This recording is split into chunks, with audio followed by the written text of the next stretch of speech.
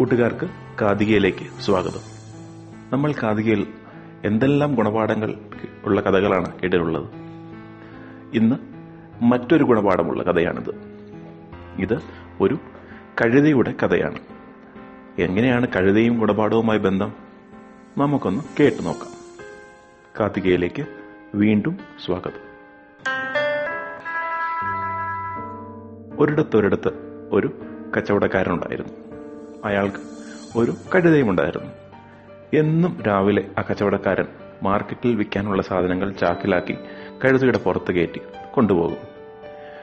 വൈകുന്നേരം എല്ലാം മേടിച്ചതിന് ശേഷം ഉള്ള പൈസ കൊണ്ട് കുറച്ച് പച്ചക്കറിയോ അരിയോ മേടിച്ച് വീണ്ടും ചാക്കിലാക്കി കഴുതയുടെ പുറത്ത് കയറ്റി തിരിച്ച് വീട്ടിലേക്കും പോകും. ഇത് ഒരു നിത്യേന നടക്കുന്ന സംഭവമായിരുന്നു.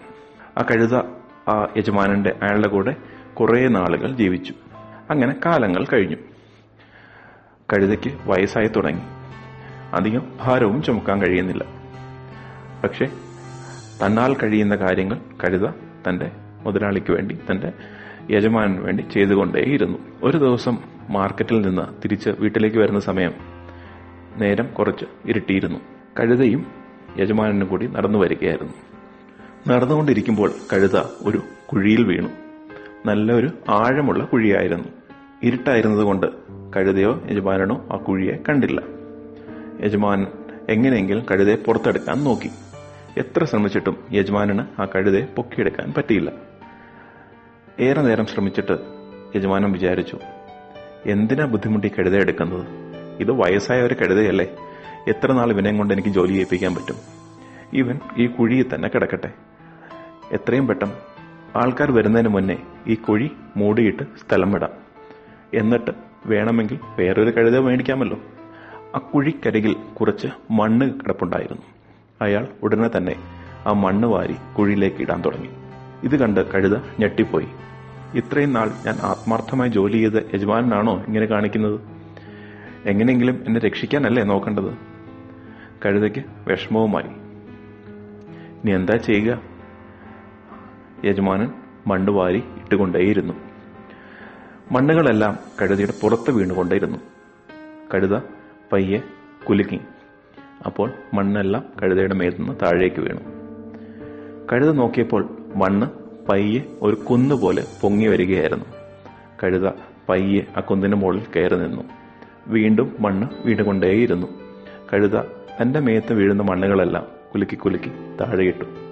പയ്യെ പയ്യെ ആ കുഴി നികന്നുകൊണ്ടേയിരുന്നു. അതായത് കുഴിയിൽ മണ്ണ് വീണ്ടുകൊണ്ടേയിരുന്നു. കഴുത ആ മണ്ണിന്റെ മുകളിൽ ചാടി ചാടി കയറി നിന്നുകൊണ്ടേയിരുന്നു. കുഴി മൂടാൻ കുറച്ചും കൂടെ മണ്ണേ മതിയായിരുന്നുള്ളൂ. യജമാനൻ അതൊന്നും കാണുന്നില്ലായിരുന്നു. എത്രയും പെട്ടെന്ന് മണ്ണിട്ടിട്ട് സ്ഥലം വിടാനായിരുന്നു യജമാനന്റെ പരിപാടി.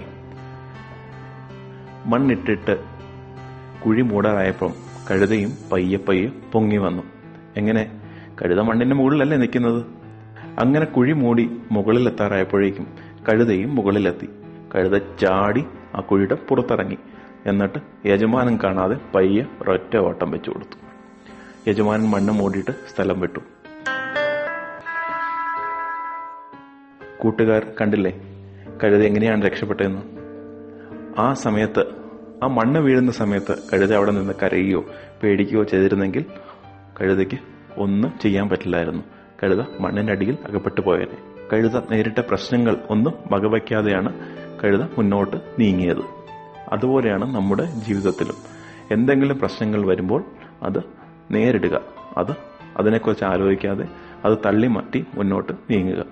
നിങ്ങളും ജീവിതത്തിൽ മുന്നോട്ട് പോകുകയും ചെയ്യും. ഇതുപോലുള്ളൊരു കഥ നിങ്ങൾക്കറിഞ്ഞൂടെ? എന്തിനാണ് മടിക്കുന്നത്? കാതികയിലേക്ക് ഇന്ന് തന്നെ അയക്കൂ. മറ്റൊരു കഥയുമായി കാതിക വീണ്ടും. നന്ദി, നമസ്കാരം.